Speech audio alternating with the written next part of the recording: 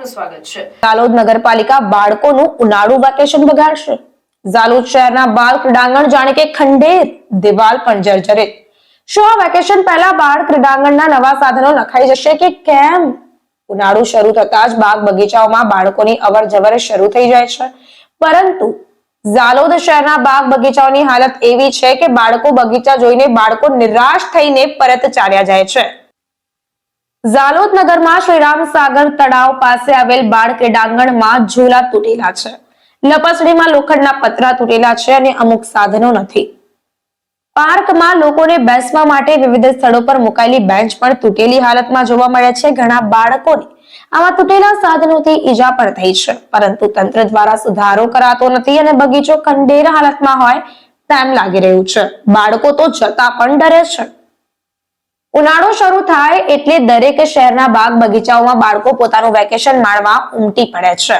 દાહોદ જિલ્લાના મુખ્ય ગણાતા ઝાલોદ નગર એક જ બાગ બગીચો આવેલો છે, પરંતુ ઝાલોદ નગરપાલિકા તેને સંભાળી શકતી પણ નથી।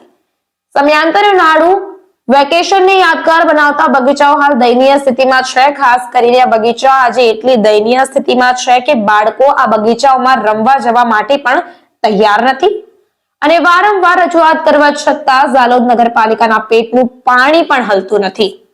ઝાલોદ નગરપાલિકા વિસ્તારમાં શ્રીરામ સાગર તળાવ પાસે આવેલ બાળ ક્રીડાંગણ ખંડેર હાલતમાં છે।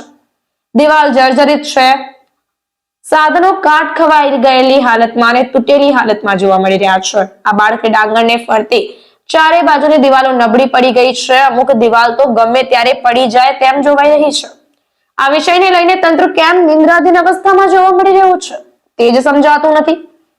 અહીં બાળકો રમતા હોય અને દિવાલની આસપાસ હોય અને જો આ દિવાલ જો અચાનક પડી જાય તો કેવું ગંભીર વાતાવરણ સર્જાય તેની કલ્પના કરવી પણ અઘરી છે।